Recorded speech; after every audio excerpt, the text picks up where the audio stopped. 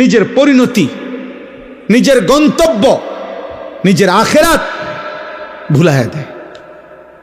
ওয়ালা তাকুনু কাল্লাযীনা নাসুল্লাহ ফাআনসাহুম আনফুসাহুম। কোরআনুল কারীম আল্লাহ বলছে, হে ঈমানদার, আল্লাহকে ভুলে যেও না এত বেশি পরিমাণ, একদিন আল্লাহ তোমার নিজের পরিচয়, নিজের আখিরাত তোমার থেকে, কলিজার থেকে ভুলাইয়া দিবে। সেদিন আর তোমার মনেও পড়বে না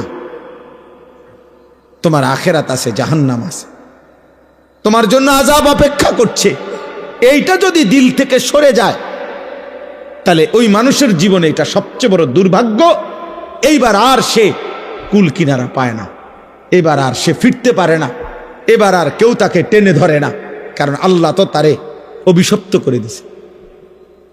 কোরআন শরীফে আছে, আল্লাহ তাআলা বলছে, মনের ইচ্ছা মতো যে ধারাবাহিক চলতে থাকে আমি তাকে তিনটা শাস্তি দেই।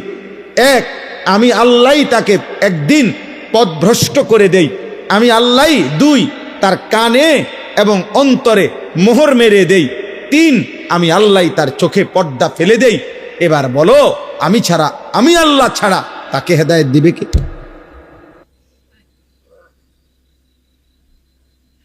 এজন্য মূলত তো বক্তা বলেন, ওয়াইজ বলেন, ইমাম বলেন, পীর বলেন, বুজুর্গ বলেন, আউলিয়া বলেন, সাহাবা বলেন, এমনকি নবী বলেন, এমনকি সাইয়্যিদুল আম্বিয়া, আমাদের নবী, আখিরি নবী, শ্রেষ্ঠতম নবী, সমস্ত নবী, রসুল, আউলিয়া, পীর, বুজুর্গ, উলামা, কারো হাতে চূড়ান্ত হেদায়েত নাই। হেদায়েত চূড়ান্ত শুধুই আল্লাহর হাতে। শেষ ফয়সালা মূলত কার হাতে? আল্লাহর হাতে। বিষয়টা বড় সাংঘাতিক।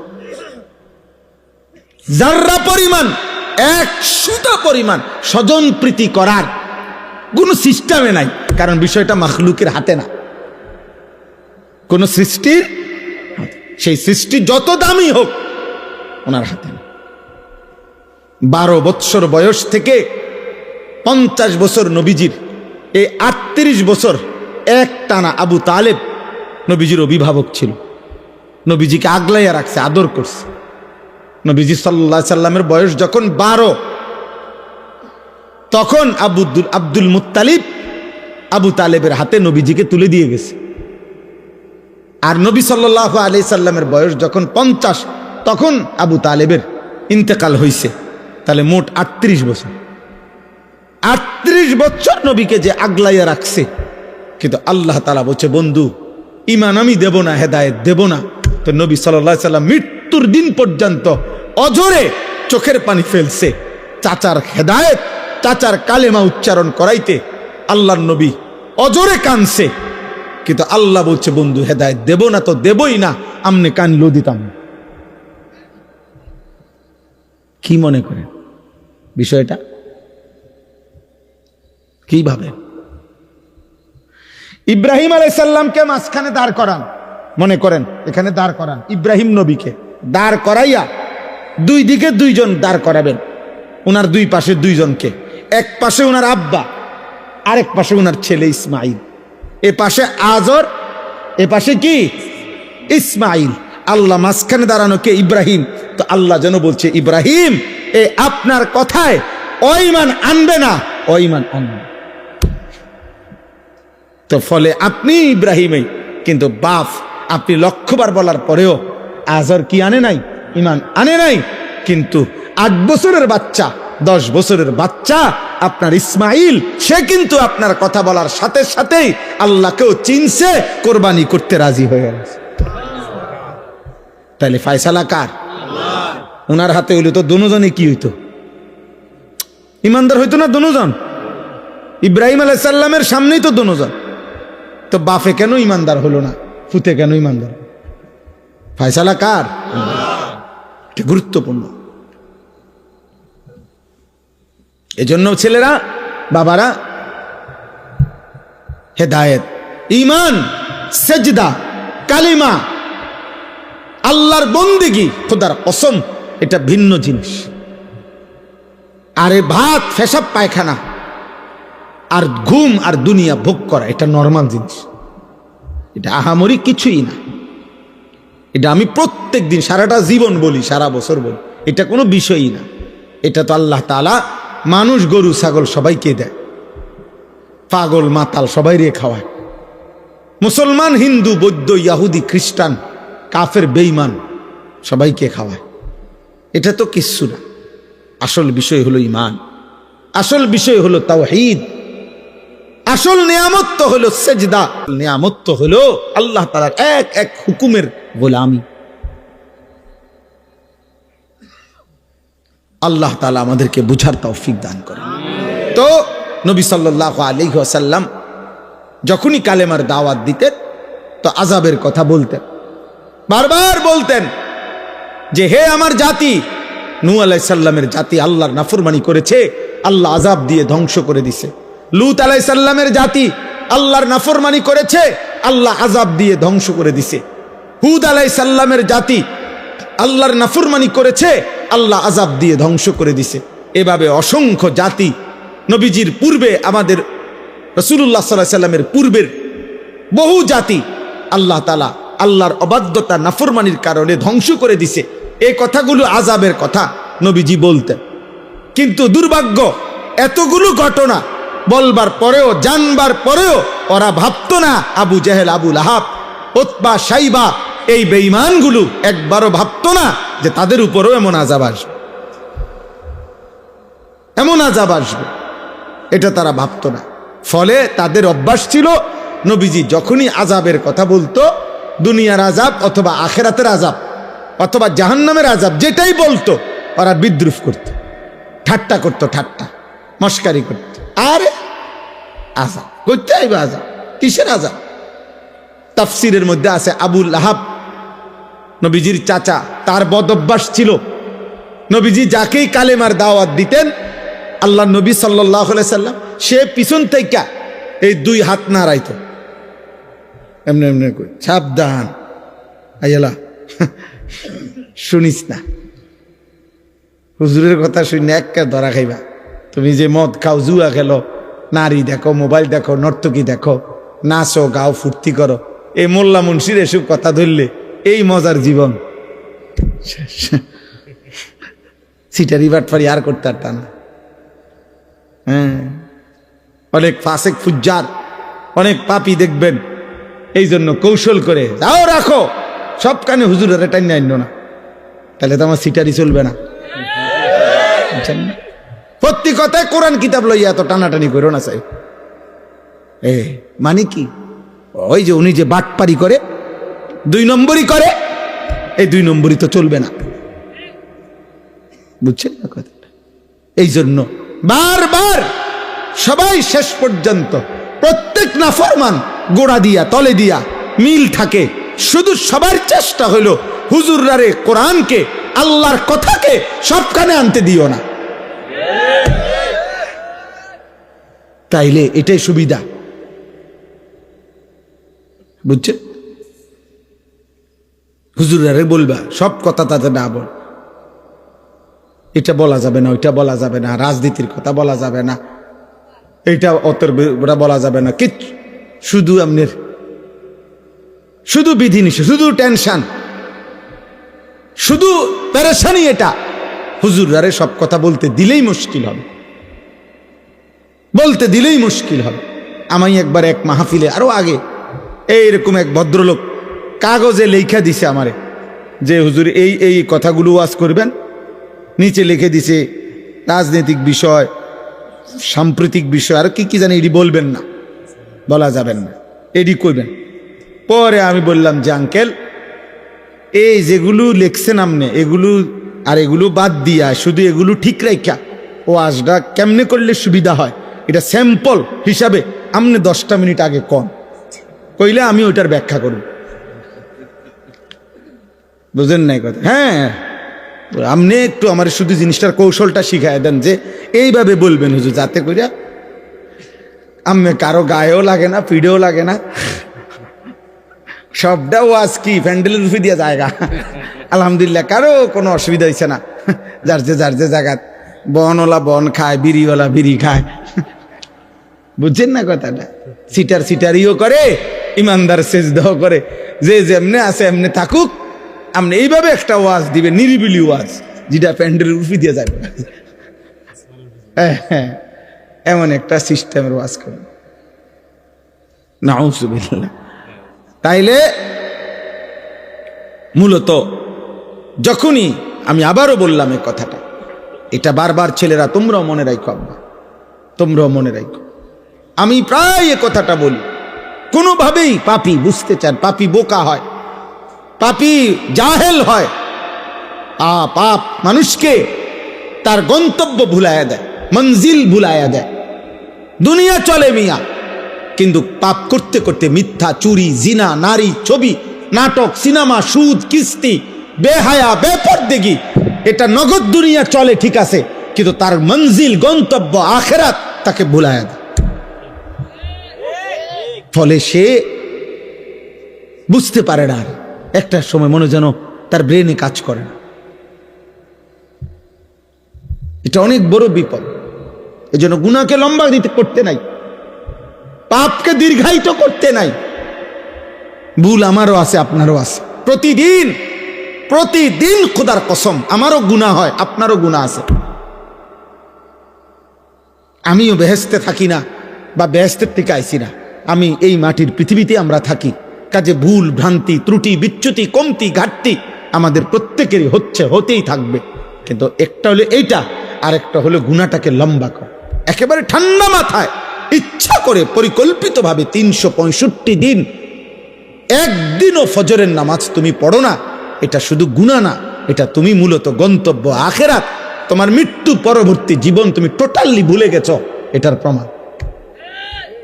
নাই তো হইতে পারে 3 মাসে একদিন ছুটে গেছে, 6 মাসে একদিন ভুল হয়ে গেছে। আর একটা হলো গুনাহটাকে একটা সিস্টেমে ফেলাই দিছে, এক তালে, এক রঙে, এক ঢঙ্গে মিথ্যা বলে প্রত্যেক দিন, সিস্টেমে গুনাহ। ওনার এটা কি? এটা প্রমাণ করে তার আখিরাত মনে নাই। ফাআনসাহুম আখিরাতাহুম, তাফসীরে আছে, আল্লাহ বলছে আমাকে ভুলে গেলে একদিন আমি তোমার আখিরাত ভুলায় দেব। ফাআনসাহুম মাসালিহাহুম, একদিন আমি তোমার কল্যাণ, তোমার জন্য কোনটা উপকারী, আমি সেই উপকারী বস্তু ভুলিয়ে দেব। ফাআনসাহুম আওয়াকিবাহুম, তোমার পরিণতি ভুলায় দেব। তোমার পরিণতি তোমার মনেও থাকবে না। আখিরাত, আখিরাত। বয়স্ক মানুষ, কথাবার্তা নাফরমানির মধ্যে ডুবা, কোনো চিন্তাও নাই, চেহারা সুরতের মধ্যে কোনো ভাঁজও নাই। এই যে এতগুলো টাকা কিস্তিতে নিছে, এটা যে গুনাহ ওনার চেহারা দেখলে বোঝাও যায়। আজকে এতদিন সুদ খায়, চেহারা দেখলে একটু ভাঁজও নাই চেহারার মধ্যে। আরে আমার মরার হলো, আজ যদি আমার মৃত্যু হয়। কালকে রাত্রে 2:30 বাজে আমি ওই নাজিরা বাজার, আমাদের ক্যান্টনমেন্ট ইউটার্ন, মাহবুবাই ইউটার্নে ঘুরতেছি আমি মাত্র, গাড়িটা ঘুরবে, ইউটার্ন নিবে, দেখি একটা লোক মোটরসাইকেল অ্যাক্সিডেন্ট, লাশটা লম্বা পড়ে আছে, হেলমেট মাথায়, পুলিশ দাঁড়ায় আছে। এক নজর তাকায় দেখলাম খোঁচা খোঁচা দাড়িও আছে মুখটার মধ্যে। হায়, এ মানুষটার গন্তব্যে কোথাও যাচ্ছে, শুধু ইউটার্নটা ঘুরতেছে। এই ঘুরতে সময় কোনো গাড়ি বাড়ি দিছে হয়তো। ঈদের দিন রাত্রে আমাদের পদ্মার বাজার বিশ্ব রোড, ট্রেন, রাত্রিবেলা বাস বাড়ি দিছে। লাইনম্যান, একজন লাইনম্যানের একটু খামখেয়ালিয়ে বাসটা উড়াইয়া ফেলছে, চলন্ত ট্রেন। আহা, কেউ জানে না, অনিশ্চিত এক হায়াত, অনিশ্চিত এক জীবন নিয়ে আমরা উল্লাস করছি। আর যদি নিশ্চয়তা পাইতা যুবক, তুই কি করতি? হায় হায়, যদি নিশ্চয়তা দিত লিখিত কাগজ, 200 বৎসরের আগে তোর মৃত্যু হবে না, তা আমার মনে সে দুনিয়াটারই জাহান্নাম বানায় ফেলত।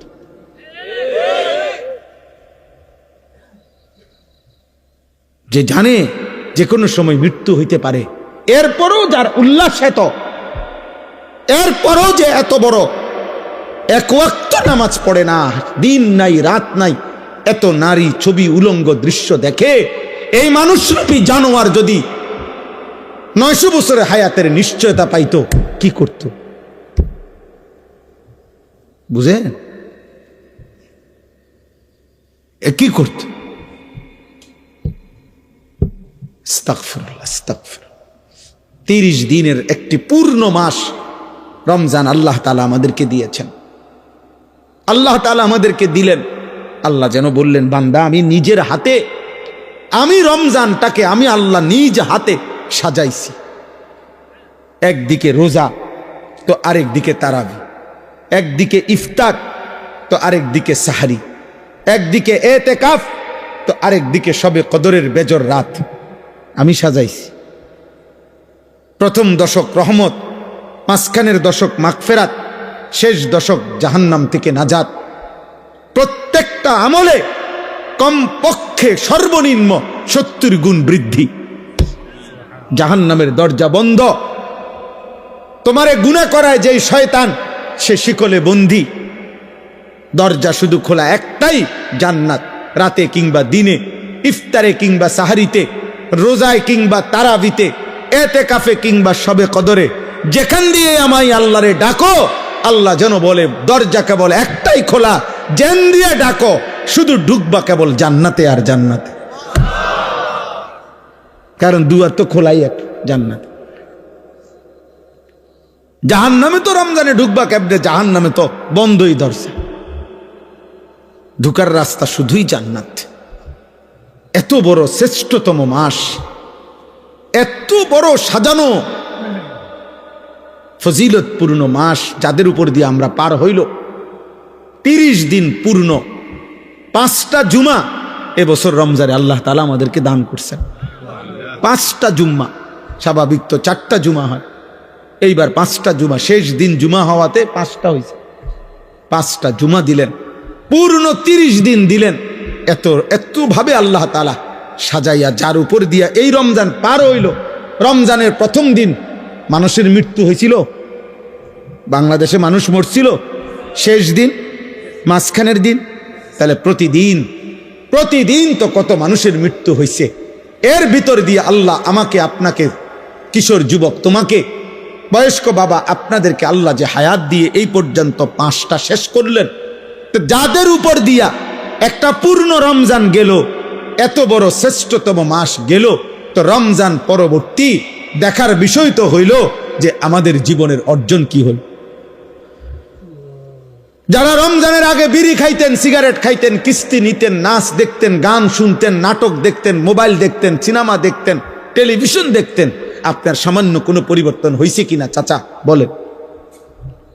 রমজানের আগে যারা 5 ওয়াক্ত নামাজ জামাতে পড়তেন না, রমজান শেষ হয়েছে, এখন বলেন এত বড় শ্রেষ্ঠতম রমজান পাওয়ার পরে এখন আপনার হালাত কি একটু শুনান।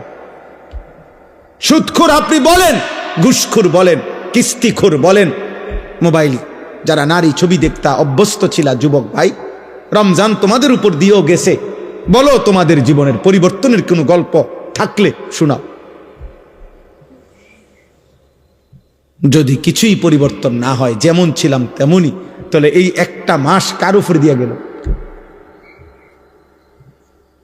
আল্লাহ তাআলার এত বড় মাসকে এভাবে বৃদ্ধাঙ্গুলি দেখাইলেন, এভাবে প্রত্যাখ্যান করলেন। আস্তাগফিরুল্লাহ, আস্তাগফিরুল্লাহ। এভাবে ঠিক যেদিন শুক্রবার সন্ধ্যা হইল, সূর্য ডুবল, 30 রমজান শেষ হইল, সেদিনের পর থেকে আজকের সোমবার এশা পর্যন্ত যাদের 5 ওয়াক্ত নামাজ জুটল না, তাহলে রমজান আপনার উপরে কি আসর, কি প্রভাব ফেলল? আগের মতোই যারা বিড়ি সিগারেট খান, তে রমজানটা আপনার উপরে কি প্রভাব ফেলল? আগের মতোই যারা টেলিভিশনে নাচ গান দেখছেন, তো রমজান আপনার উপরে কি প্রভাব ফেলল? আগের মতোই যে মা বোন বেহায়া বেপর্দা হলো, তো রমজান তাদের উপরে কি প্রভাব ফেলল বলেন? 30 দিনের একটি হাই অ্যান্টিবায়োটিক 1 মাস পূর্ণ কোর্স গ্রহণ করার পরে এই ঔষধের মেয়াদ কি একদিনও থাকবে না? একদিনও না। সূর্য ডুবতেই ঈদের দিন পর দিন যারা গান গাইলো, বাজনা বাজাইলো, ডেকসেট বাজাইলো, যেই মেয়ে যেই নারীগুলো বেপর্দা চললো, বেহায়া চললো যে এই কিশোর যুবকগুলো তোমরা বাজি ফুটাইলা, গান বাজাইলা, ডেকসেট বাজাইলা, নারী ছবি নিয়ে নাচ গান করলা। হায় হায় আব্বা, এত বড় একটা মাসকে এভাবে বৃদ্ধাঙ্গুলি দেখাইলা, আল্লাহকে এভাবে প্রত্যাখ্যান। এটা ঠিক ঠিক এখানে এই সূরা আমি এই জন্য পড়ছি, এই কথাটা কিছুটা মিল আছে আমাদের আচরণের সাথে।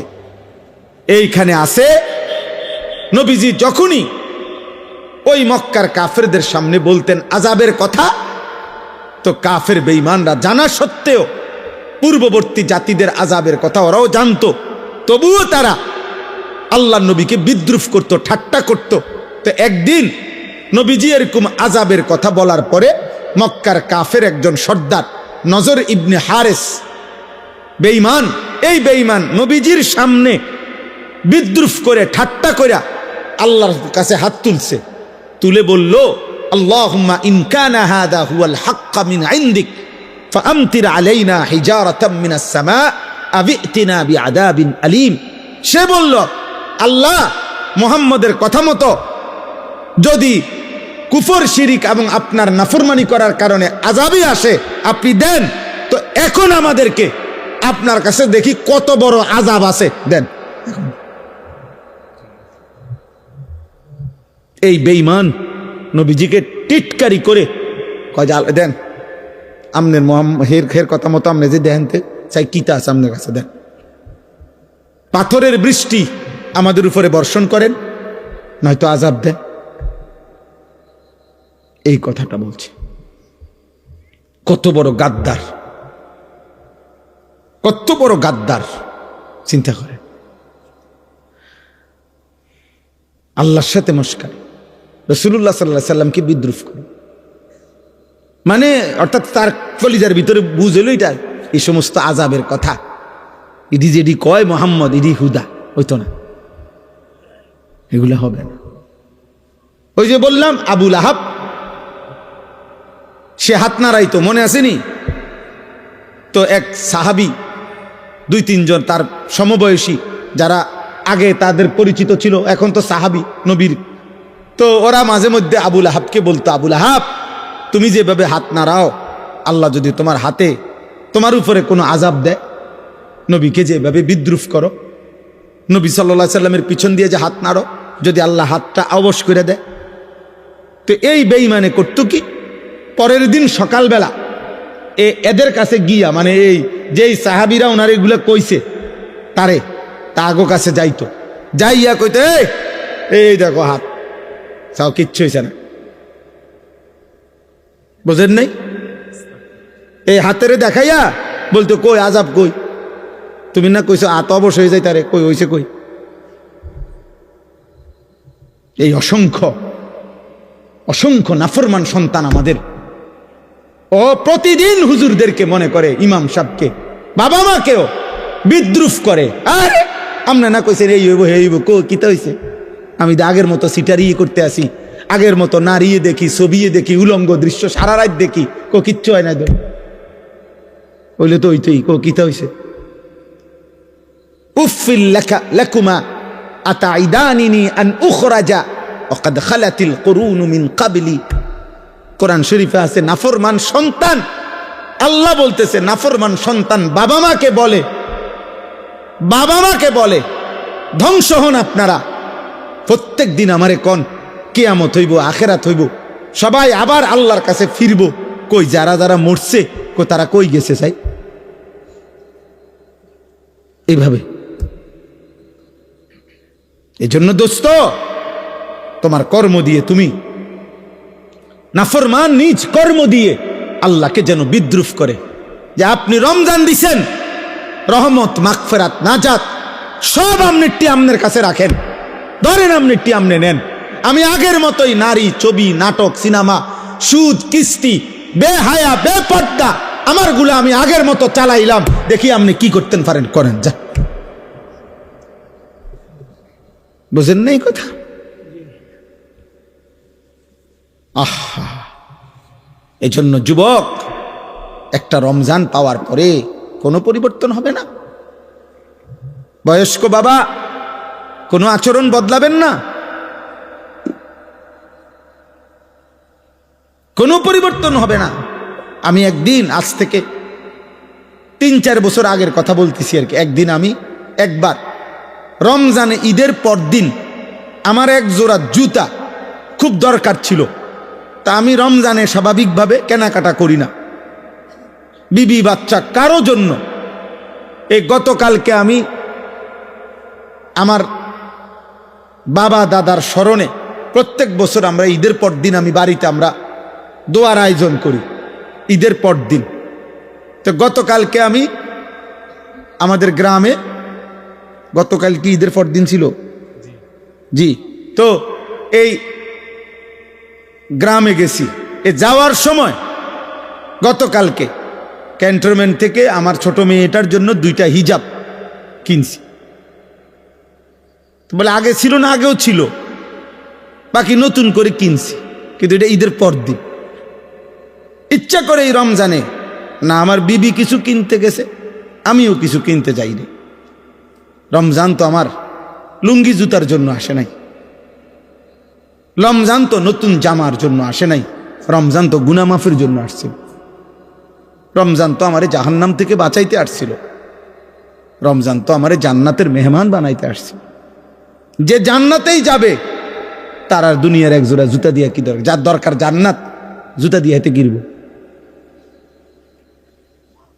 তো এরকম 3-4 বছর পরে একদিন আমি ঈদের পর দিন কুমিল্লা কান্দির পার আমার এক জোড়া জুতার জন্য ভাবছি যে যদি কোনো দোকান খোলা পাই তা এক জোড়া জুতা কিনব। তো গিয়া একটা দোকানে খোলা দেখছি, পাইছি, তো গিয়া জুতার কিনতে গেছি। তো দোকানদাররে বললাম, ভাই আজকে ঈদের পর দিন দোকান খুলছেন কিনতেন? তো হয়ে লোকটা আমার একটা সুন্দর কথা বলছে, হুজুর আমি কাস্টমারের জন্য বা মাল বিক্রির জন্য, জুতা বেচনের জন্য দোকান খুলি নাই। গত 15-20 দিন ধরে রাত দিন শুধু বেচা কিনা করছি, কোনোভাবে হিসাব মিলাইতে পারছি না, শুধু বেচছি, মাল আনছে গেছে ঢুকছে গোডাউন। ঈদের বেশি ঝামেলা ছিল। তো আজকে হুজুর অবসর, ঈদের পর দিন ভাবছি কাস্টমার আইতো না, এই জন্য বইয়া বইয়া হিসাব মিলাইতে আসি, মাল স্টকে আছে কদ্দুর, বেচলাম কদ্দুর, টাকা পয়সার মানে এগুলা মিলাইতে আসি বইয়া। তাহলে এক জুতার দোকানদার, এক দোকানদার কাপড়ের, মুদি দোকানদার, কাপড়ের দোকানদার, এক বুট মুড়ির দোকানদারও হয়তো আমার বন্ধু রমজান শেষ হয়েছে হয়তো মিলাইছে তার বিক্রি বেচা কিনা, তার আয় ব্যয়, লাভ লোকসান কদ্দুর হইল, এটা হিসাব মিলাইছে। এক মোমেন হিসাবে আমাদেরও তো উচিত যে আমাদের একটা রমজান তো গেল, আমার আমল আখলাক, আমার চরিত্র, আমার আখেরাতের ফিকির, আমার জান্নাতের আশা, জাহান্নামের ভয় কদ্দুর হইল আর কদ্দুর হইল না, এতটুকু কি হিসাব মিলানো উচিত না? তো মিলান, তো হিসাব মিলান। বলেন, গত 2 দিনও যাদের 5 ওয়াক্ত নামাজ জুটলো না, তো 30 দিনের ঔষধ অ্যান্টিবায়োটিক একদিনও কাজে লাগলো না, 2 দিনও কাজে লাগলো না। আফসুস, আফসুস, আফসুস। বেটা ভাত খাও, ঘুম যাও, পেশাব করো, পায়খানা করো, মোবাইল দেখো, নারী দেখো, ছবি দেখো, উলঙ্গ দৃশ্য দেখো, নর্তকী দেখো, সুদ খাও, কিস্তি নাও, জুয়া খেলো, স্ত্রীকে বেপর্দা ছেড়ে রাখো, মেয়েকে বেপর্দা, সমাজের দুষ্ট চরিত্রহীন লম্পট যুবকদের উপভোগের সামগ্রী হিসাবে রাস্তায় ছেড়ে দাও। বাকি মুসলমান, বাপ কিংবা জি, মা কিংবা ফুত, সব মনে রাখো আল্লাহর আখেরাত, কিয়ামত, হাসরের মাঠ হবে। সেদিন তুমি বাপেরও আল্লাহ বুঝাবে, ফুতেরও বুঝাবে, স্বামী তোমারও আল্লাহ বুঝাবে, স্ত্রীরও বুঝাবে, সেদিন মাকেও বুঝাবে, মেয়েকেও বুঝাবে। সবাই মিল্লা তামসা, ঠিক আছে করেন, আল্লাহ আমাদেরকে বুঝ দান করেন। তো আল্লাহ তাআলা বলেন, এই শেষ, এবার শুধু তর্জমা বলি, আমার কথা শেষ। এই আয়াতগুলোর অর্থ শুনে নেবা, তাইলে শেষ কথা। সাআলা সাইলুম বিআযাবিন ওয়াকি', আল্লাহ তাআলা বলেন, বন্ধু আপনার সামনে এক নাফরমান বেঈমান নিজের থেকে আমি আল্লাহর আযাব চাচ্ছে। ওই যে চাইলো না আযাবিন ওয়াকি, নিশ্চিত আযাব। ও মনে করছে ঠাট্টা, অথচ আসলে নিশ্চিত আযাব সেটা সে চাচ্ছে। তারে বলে দেন লিল কাফিরিনা, এই আযাব নিশ্চিত হবে সমস্ত বেঈমান কাফের নাফরমানদের জন্য। লাইসা লাহু দাফি, ওই আযাব প্রতিহত করবে, ঠেকাবে এমন শক্তি গোটা কায়নাতের কারো নাই। কেন নাই? মিনাল্লাহি জিল মাআরিজ, সাত আসমানের ঊর্ধ্বে সর্বোচ্চ সিঁড়ি, আসমানের ঊর্ধ্বের শেষ প্রান্ত, জমিনের নিচ পর্যন্ত সর্বোচ্চ সম্মান মর্যাদা, সর্বোচ্চ শিখর পর্যন্ত যার ক্ষমতা, সেই সর্বশ্রেষ্ঠ ক্ষমতা মর্যাদার অধিকারী মহান আল্লাহর পক্ষ থেকে এই আযাব আসবে। আর এমন সৃষ্টিকর্তা, এমন ক্ষমতাধর মালিকের আযাব ঠেকাবে এমন শক্তি কোনো মাখলুকের নাই। আছে? তারুজুল মালাইকাতু ওয়ার রূহু ইলাইহি, আল্লাহ বলে বন্ধু ওদেরকে বুঝাইয়া বলেন, সাত আসমানের ঊর্ধ্বে আরশে আজিম থেকে আল্লাহ তাআলার এক একটি হুকুম কোটি কোটি ফেরেশতা, এমনকি জিব্রাইল এক সেকেন্ডের মধ্যে জমিনে নিয়ে আসে, আবার আরেক সেকেন্ডের মধ্যে আসমানে পৌঁছে। এইভাবে প্রতি সেকেন্ড, প্রতি মুহূর্তে আল্লাহর হুকুম, যেই কোটি কোটি ফেরেশতা এমনকি জিব্রাইল আল্লাহর আদেশ ওয়াহি জমিন থেকে আসমানে ঊর্ধ্বে তুলতে থাকে, এক এক সেকেন্ডে, এক এক পলকে।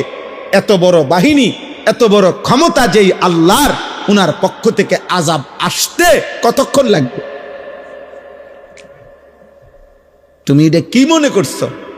শুনানি শুনে লাগবো 3 বছর, এরপরে দিয়া নিম্ন আদালত, উচ্চ আদালত, এরপরে রায়, এরপরে আবার আপিল, এইগুলা?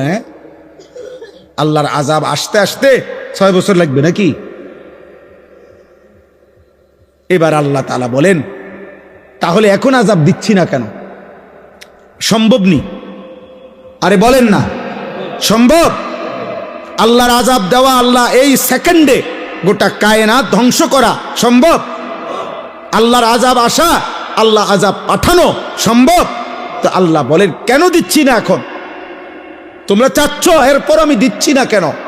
ফি ইয়াউমিন কানা মিকদারুহু 50 আলফ সানা, কারণ আমি আযাবের জন্য একটি নির্দিষ্ট দিন ঠিক করে রাখছি। সেই দিনটার দৈর্ঘ্য, সেই দিনটার লম্বা হবে 50,000 বছর। সেই দিনের নাম হাসরের দিন, আখিরাতের দিন। আমি সেদিন আযাব দেব চূড়ান্ত। এই কারণে নগদ দুনিয়ায় নগদ আযাব দিচ্ছি না। এটা আমার ফায়সালা দেখে দিচ্ছি না, তোমার ডরে, তোমার ভয়ে আমি দিচ্ছি না, বিষয়টা এমন না।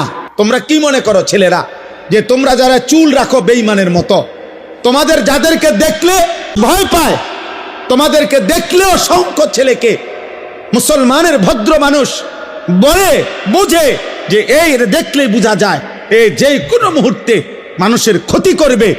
এজন্য মনে রাখবা, আমি সবসময় বলি, পাপী তোমারে কেউ ভাবে না। কোন মদখোর, নেশাখোর, গাঁজাখোর, নারী ছবি, উলঙ্গপনা, বেহায়াপনা, অসভ্যতাকে করে, ওরে নিয়ে বেটা এই সমাজের কেউ ভাবে না, তোকে নিয়ে কেউ ভাবে না, বরং তোকে নিয়ে মানুষ আতঙ্কিত। এক রাস্তার কুকুরকে যেমন মানুষ পাশ কাইটা যাইতে চায়, এরকম মাতাল চরিত্রহীন যুবককে দেখেও যেই কোনো বিবেকবান মানুষ পাশ কাইটা পলাইতে চায়, যে এ আর ও একই রকম ক্ষতিকর। এটা পশুরূপী জানোয়ার, এটা মানুষরূপী জানোয়ার। দুইটাই এই সমাজের জন্য ক্ষতিকর। নেশাখোর, গাঁজাখোর, ফুট্টাখোর, বাবাখোর, এটাও এই সমাজের জন্য ক্ষতিকর। আর ওই কুকুর যেটা মানুষের কামড়ায়, এটাও ক্ষতিকর। বরং প্রকারান্তরে এটার চাইতে এটা আরো বেশি ক্ষতিকর, এটা আরো বেশি ক্ষতিকর। বুঝেন নাই? আমি কালকে একজনকে বলছি, এক মানুষের বুঝাইতে গিয়ে একটা কথা বলছি যে ভাই, এক মানুষের রক্ত দরকার, মনে করেন একই মুহূর্তে ঈমানও দরকার। কোনটা বেশি দরকার? রক্তের অভাবে মৃত্যু হবে, ঈমানের অভাবে জাহান্নাম হবে। রক্ত না পেলে কি হবে? মৃত্যু হবে। কিন্তু ঈমান না পেলে জাহান্নাম হবে। কোনটা বেশি দরকার? ঈমান বেশি দরকার। ঈমান বেশি দরকার যুবক, আখিরাত বেশি দরকার। আল্লাহ তাআলা বলেন আযাব আসবে বন্ধু, বলে দেন নিশ্চিত কেউ ঠেকাইতে পারবে না। সেই দিন চূড়ান্ত, যে দিনের দৈর্ঘ্য হাসরের দিনের একদিন 50,000 বছর। খামখেয়ালি মনে হয় 50,000 বছর। আহা, 50,000 বছর! এ কথা কল্পনা করলে তো মাথা ঘুরার কথা। এ কি একদিন দুই দিন? এই 50,000 বছরের লম্বা শুধু আখিরাত, জাহান্নাম তো এর পরে বেটা। জেলখানার মধ্যে দুই ধরনের আসামি থাকে। এক ধরনের আসামিকে বলে হাজতি, আরেক ধরনের আসামিকে বলে কয়েদি। অর্থাৎ মামলা যখন হিয়ারিং চলে, শুনানি চলে, তখন যারে জেলে থাকে তারে বলে হাজতি। আর মামলার রায় হয়ে গেলে এরপরে যেই জেলখানায় থাকে ওরে কি বলে? কয়েদি বলে। আরে কয়েদি বলে। তো জাহান্নামের আযাব তো পরে, শুধু হাসরের ময়দানের আযাব যখন শুরু হবে তো সেইটারই সর্বনিম্ন মেয়াদ 50,000 বছর। হাজতি অবস্থায় আযাবের মেয়াদ কতক্ষণ? এরপরে তো রায় হবে, এরপরে না বিচার হবে, ফায়সালা হবে, এরপরে না জাহান্নাম। সেটা তো অনন্তকাল। সেটা কি? অনন্তকাল। আল্লাহ আমাকে মাফ করে দেন। ফাসবির সাবরান জামিলা। আল্লাহ বলেন অতএব বন্ধু, যে যা বিদ্রুপ করুক, ঠাট্টা করুক, আপনি সবর করেন, আপনি ধৈর্য ধারণ করেন, আপনি বলতে থাকেন, শুনতে থাকেন, আপনি গোলামি করতে থাকেন, আমি আল্লাহর দিকে ডাকতে থাকেন, আমার ইবাদত করতে থাকেন, আমার বান্দাদেরকে বলতে থাকেন ইন্নাহুম ইয়ারাউনাহু বাঈদা ওয়া নারাহু করিবা। আল্লাহ বলে প্রত্যেকটা নাফরমান, বেঈমান, পাপী আখিরাতকে অনেক দূরে মনে করে, অথচ আমি আল্লাহ একদম কাছেই দেখি।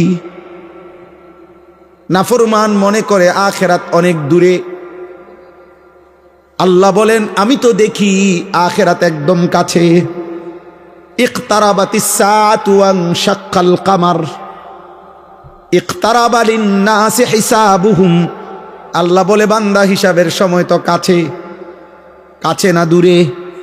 নবীজি বলেন উম্মত, আমি মুহাম্মদ আর কিয়ামত এই দুই আঙ্গুল যেভাবে পাশাপাশি এমন কাছাকাছি। বুইস্তু আনা ওয়াস সাআতু কাহাতাইন, এমন পাশাপাশি। হ্যাঁ, তাইলে আখিরাত দূরে নয়, আখিরাত কাছে। তদুপরি আরেক ব্যাখ্যা হলো, কেউ যদি এটা বোঝে, মনে করেন ইসরাফিল ফু দিতে আরো 500 বছর বাকি, আচ্ছা ধরলাম 5 লক্ষ বছর বাকি, মনে করেন আরো 5 কোটি বছর পরে ইসরাফিল ফু দিবে, কিন্তু আমনে ওই পর্যন্ত থাকবেননি। তো আমনে মরে গেলে এরপরে পৃথিবী থাকলেই কি, না থাকলেই কি? আমনে তো নাই।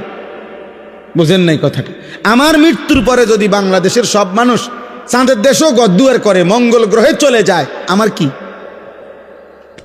তাহলে আমার মৃত্যুই তো আমার আখিরাত। আমার মৃত্যু হইল তো আমার আখিরাত শুরু হয়ে গেল, কারণ আমি তো আর ইউটার্ন করব না, আমি তো আর রিটার্ন পৃথিবীতে আসতে পারব। ইন্নাহুম ইয়ারাউনাহু বাঈদা ওয়া নারাহু করিবা। ওরা মনে করে আখিরাত দূরে, আমি দেখি কাছে।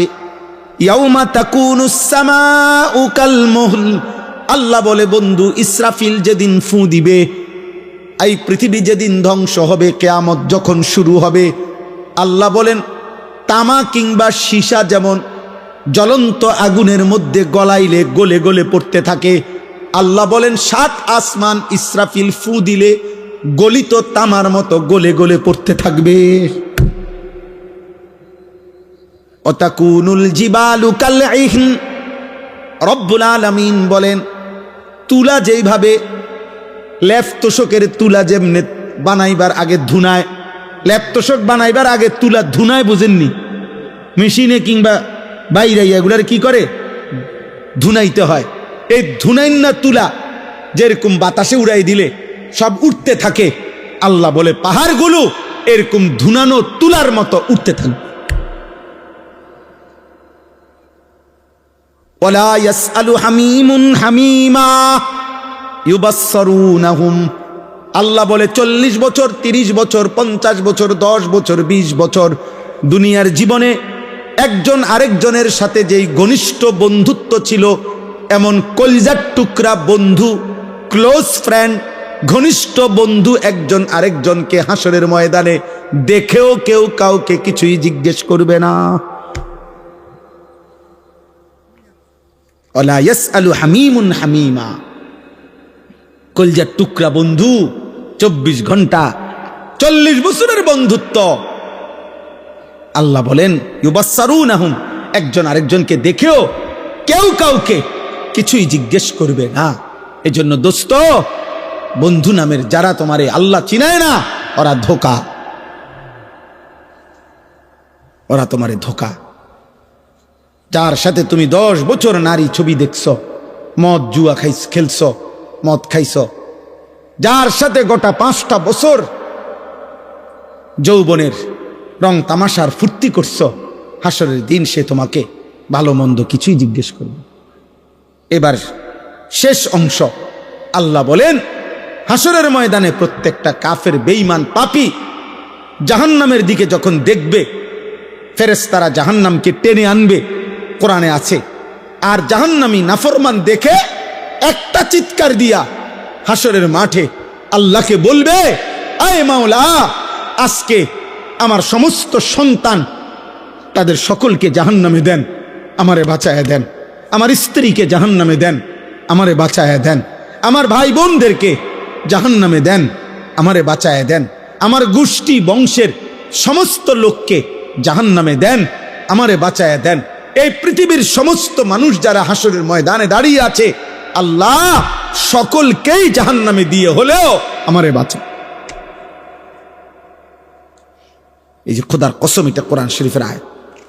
ইয়াওয়াদ্দুল মুজরিমু লাউ ইয়াফতাদি, প্রত্যেকটা নাফরমান পাপী বিনিময়ে জাহান্নাম থেকে বাঁচার বিনিময়ে দিতে চাইবে বিবানিহি, তার সন্তানদেরকে, ও সাহিবাতিহি, স্ত্রীকে, ও আখিহি, ভাই বোনদেরকে, ও ফাসিলাতিহিল্লাতি তুউবি, যাদের সাথে সে বড় হইছে, সেই পুরা মহল্লা গ্রামবাসী তাদেরকে, ওমান ফিল আরদি জামিআ, গোটা পৃথিবীর জমিনের সকলকে, সবকে জাহান্নামে দিয়ে হলেও সুম্মা ইউনজি, নিজেকে রক্ষা করতে বাঁচাইতে চাইবে।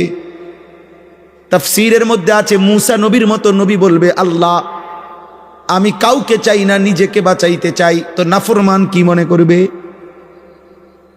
সব নবী যেখানে বলবে ইয়া রব্বি নাফসি নাফসি, তো পাপী সেদিন কি বলবে? আল্লাহ বলবেন, নাফরমান যখন এভাবে বলবে, আল্লাহ বলবেন কাল্লা, না না না না, হবে না। গোটা পৃথিবী দিতে চাইলো, আজ আমি নেব না রে বান্দা, আজ তোকেই জাহান্নামে ফেল। ইন্নাহা লাযা, ধাউ ধাউ লেলিহান আগুনের শিখায় জাহান্নামের আগুনে তোকে নিক্ষেপ করা হবে। নাজ্জাআতাল লিশশাওয়া, জাহান্নামের আগুনে ফেলবার প্রথম মুহূর্তেই তোমার সারা দেহের চামড়া আগুনে তুলে ফেলবে, খসে ফেলবে। আল্লাহ কোরআন বলছে নাজ্জাআতাল লিশশাওয়া, তোর চামড়া তুলে ফেলবে। আমরা যেমন দুনিয়াতে কারো প্রতি রাগ করলে আমরা এটা কথার প্রসঙ্গে আমরাও বলি, এমন ফিডাপ দিব, একদম চামড়া উঠে এলাম। আল্লাহ বলে বেঈমান, আজ জাহান্নামের আগুন দিয়ে তোর চামড়া উঠায় ফেল। সর্বশেষ কথা হলো তাদউ মান আদবারা ওয়া তাওয়াল্লা ওয়া জামাআ ফাআওয়া। এই শেষ কথা শোনো, আল্লাহ বলতেছে এমন কি জাহান্নামের আগুন, শুনতেছেন, জাহান্নামের আগুন সরাসরি, খোদার কসম আল্লাহ বলছে কোরআনে এই আয়াত, আগুন ডাইরেক্ট তাদউ, ওয়াহেদে মুয়ান্নাসে গায়েব, জাহান্নামের আগুন সরাসরি যারা আল্লাহ পাকের একটা একটা হুকুম থেকে মুখ ফিরাইয়া নিছে, দুনিয়ার সম্পদ জমা করে আগলাইয়া রাখছে, আল্লাহর হুকুম পালন করে নাই, খোদার কসম আল্লাহ বলে জাহান্নামের আগুন তাদেরকে ডেকে ডেকে আগুনের মধ্যে ঢুকায় ফেলবে। এর অর্থ এটা, আগুন আগুন ডাইরেক্ট বলবে বেঈমান এদিকে, এই সুদ করে এদিকে, হ্যাঁ ঢোক এখানে ঢোক, এই নেশাখোর এদিকে, হ্যাঁ না, অপরের উপরে জুলুমকারী জালেম এখানে ঢোক, এটা ভিতরে ঢোক। এটা অর্থ এটা। আজ থেকে 5-6 বছর আগে ওই আমি তখন খবরটা দেখছিলাম, চট্টগ্রাম সীতাকুণ্ড, খুব সম্ভব 5-6 বছর আগে হবে, একটা কন্টেইনার ডিপোতে আগুন লাগছিল, তেলের সবগুলো কন্টেইনার একসাথে জ্বলে গেছিল, ভীষণ আগুন লাগছিল তখন ওইখানে। তো ওইখানে একটা খবর আসছিল যে সেটা কি, একটা যুবক ছেলে এই ডিপুটা যে জ্বলতেছে আগুনে প্রচন্ড, ওই ছেলেটা লাইভে তার মোবাইল দিয়া লাইভ দেখাচ্ছিল আগুনের কাছাকাছি। তো লাইভ দেখাইতে দেখাইতে বেচারার খবরও নাই কদ্দূর আগায়া গেছে আগুনের, এই আগুনের কাছাকাছি গেছে। এই তখন পত্রিকায় রিপোর্টটা আসছিল তার ছবিটা সহ, যে আগুন তাকে এক পর্যায়ে, এই লাইভ চলতেছে, তার মোবাইল চলতেছে হাতে, এই অবস্থায় আগুন টাইনা তার ভিতরে ঢুকায়, আগুনের ভিতরে ঢুকে গেছে, মনে হয় যেন আগুনের টেনে নিয়ে গেছে কাতার। তাহলে দুনিয়ার আগুন যদি এরকম টেনে নিয়ে যায়, তো এই আগুন থেকে 69 গুণ বেশি জাহান্নামের আগুন উত্তাপ। 3000 বছর আল্লাহ পাক নবীজি বলছেন আগুনকে শুধু গরম করছে জাহান্নামের। সেই আগুন টান দিলে নাফরমান কেমনে দাঁড়ায় থাকবে? আল্লাহ আমাকে মাফ করে দেয়। চলো ভাই, আবার শুরুর কথা, শেষবারের মতো বলি, কথা এটাই, ফায়সালা মূলত কার হাতে? আমরা বলি আর কি, চেষ্টা করি, আমরা দিন রাত চেষ্টা করি, এই জীবনটা শুধু বলতেই থাকি। ঈদের দিনও আমি বয়ান করছি এবার, হ্যাঁ আজকেও আমি এই মাগরিবের পর থেকে এই মাহফিল আমার 3 নাম্বার মাহফিল। এমনি এই 3য় বয়ান শেষ করলাম আলহামদুলিল্লাহ। অর্থ হলো এটা, এই জিন্দিগিটা এটাই বলতে। এতেকাফ করছি মসজিদে আমার শায়েখ আল্লামা মুফতি মুশতাকুন নবী কাসেমি হুজুরের সাথে এতেকাফ করছি। কয়জন জানেন? 1100 একসাথে, 1100 মানুষ একসাথে এতেকাফ করছে এক মসজিদে। 1100 মসজিদে না, জি জি জি একই মসজিদে। কি পরিমাণ ঝামেলা গেছে মনে করেন সুধন্যপুরে, এতগুলো মানুষের পেরেশানি কি পরিমাণ গেছে। আলহামদুলিল্লাহ, আল্লাহ করাইছে। এই জন্য বাপ বলার অর্থ হলো আমরা বলতে থাকি, এই বলতে বলতেই একদিন কবরেই চলে যাব ইনশাআল্লাহ, আমিও আপনিও। হ্যাঁ, ইমানদার ও নাফরমান সবাই কি কবর। ফেরাউনও কবরে গেছে, মুসাও কবরে গেছে আলাইহিস সালাম, নমরুদও কবরে গেছে, ইব্রাহিম আলাইহিস সালামও কবরে গেছে। আল্লাহ আমাদের সবাইকে ভালো রাখেন। কিশোর ভাই, যুবক ভাই, অনেক কষ্ট করছে আব্বা, নিজের উপরে দয়া কর। আবারও বলছি, কেউ মনে রাখবে না, তুমি নষ্ট হইলে, চরিত্রহীন হইলে, তোমার জন্য খবর নেওয়ার কারো হাতে সময় নেই, সময় নাই। দুনিয়াকে সুখের জায়গা মনে করতে নাই। এই মুহূর্তে ইরান আমেরিকার যুদ্ধে সবচেয়ে বেশি, যেখানে যুদ্ধ হচ্ছে তো হচ্ছেই, বাকি এর চাইতে বেশি আতঙ্কিত, সবচেয়ে বেশি সুখে, বেশি উল্লাসে যেই দুবাই ছিল, সেই দুবাইওয়ালারা যারা ভাবে নাই, যারা দুনিয়াটারে ব্যস্ত বানায় লাইছে, মনে হয় যেন স্বর্গ বানায় ফেলছিল, সুখের অট্টালিকায়, বিলাসিতায়, আজ তারা সবচেয়ে বেশি আতঙ্কিত, সবচেয়ে বেশি মুসিবতগ্রস্ত। প্রতিদিন আমরা আমাদের শত শত লাখ লাখ প্রবাসীর জন্য সারাদিন দোয়া করি। কত প্রবাসী কতভাবে খবর পৌঁছায়। হ্যাঁ, কালকে না হয়তো 20টা ফিলিং স্টেশন, একটা তো 1 লিটার তেলও দেয় না। গাড়ি আমার আর 1 কিলোমিটার গাড়ি, সর্বোচ্চ 1 থেকে 1.5 কিলোমিটার চলবে, তেল এর দূর আছে। আর এই অবস্থায় আমি আর একটানা দোয়া ইউনুস পড়তেছিলাম যে আল্লাহ, আমার গাড়ি না চললে আমি পদ্মার বাজার পর্যন্ত আইসা পড়ছি। আমার বাসা তো হইল ময়নামতি, সাবের বাজার। এই কদ্দুর জায়গা আমি কেমনে আম, গাড়ির তেল দিচ্ছে না। সর্বশেষ পদ্মার বাজার বিশ্ব রোড, এখানে একটু সামনে আসছি, আর একটা ফিলিং স্টেশনে ঢুকছি, আবার ঢুকছি আর অ্যাম্বুলেন্সের তেল দিচ্ছে, অক্টেন দিচ্ছে অ্যাম্বুলেন্সে। অ্যাম্বুলেন্সওয়ালার ড্রাইভারটা হেল্পার আমার দেখে লাভ দিয়া নামছে, আর ওই যে ছেলেটা তেল দিতেছে ওও আমার দেখে সালাম দিছে, চিনছে। আমি যাক আল্লাহ আপনার দয়া, দোয়া ইউনুসের বরকত। পরে সে পুরা গাড়ি লোড করে দিছে, তেল পুরাই দিছে আর কি, একবার 6,500 টাকার তেল ঢুকাই দিছে। আলহামদুলিল্লাহ, আল্লাহ তাকে উত্তম বিনিময় দান করেন। তাইলে বললাম আমার বাপ, দুনিয়া যদি আল্লাহ তাআলা দয়া না করে, তোমার আমার মাতলামি একদিনও থাকবে না। মোবাইলে চার্জ দাও আর উলঙ্গ ছবি দেখো, এই বিদ্যুৎ তোমার আব্বা দেয় নাই, এই বিদ্যুৎ তোমার বাপের না। তোমার পকেটের টাকা আর তোমার প্রবাসী বাবার উপার্জন, এটা তোমার বাপ না, সে নিজের যোগ্যতায় আল্লাহর দয়ায় উপার্জন করে। উপার্জন যদি বন্ধ হয়ে যায় তো লক্ষ লক্ষ প্রবাসী একদিনে ফকির হয়ে যাবে, একদিন। এত খামখেয়ালি মনে করেন। এই জন্য দয়া করে সবার কাছে অনুরোধ, গুনাহ ছেড়ে দেওয়া উচিত। কোন এক দেশে যুদ্ধ হচ্ছে এটা না, একটি যুদ্ধের প্রভাব সারা পৃথিবীর উপরে কি পড়ে, পড়ে না? নাহলে যুদ্ধ হইতেছে ইরানে, ইসরায়েলে, আমেরিকা, আমরা দেশে তেল দেনা। আল্লাহ তাআলা আমাদেরকে মাফ করে দেন, আল্লাহ তাআলা মজলুমকে রেহাই দেন, জালেমকে ধ্বংস করে দেন। আজকের এই মাহফিল আল্লাহ কবুল করে নেন। আমার ভাই, এই যে বন্ধু ভাই মাহবুব ভাই, আমার মাদ্রাসা যেখানে সাবের বাজার, ওইখানে ওনার বাড়ি, এই মাহফিলটা নেওয়ার জন্য অনেক অনুরোধ করছে, আমার কাছে মনে 10 বার আসছে। এই ডেটিটা ওনারে দিতেই হইব। আলহামদুলিল্লাহ, আল্লাহর দয়ায় আশা হইছে, আপনাদের কাছে কিছু কথা বলাও হইল। আল্লাহ তাআলা আমাদের সবাইকে ভালো রাখেন। যুবক ভাই, নামাজ পড়ো, আল্লাহকে ডাকো খুব দ্রুত।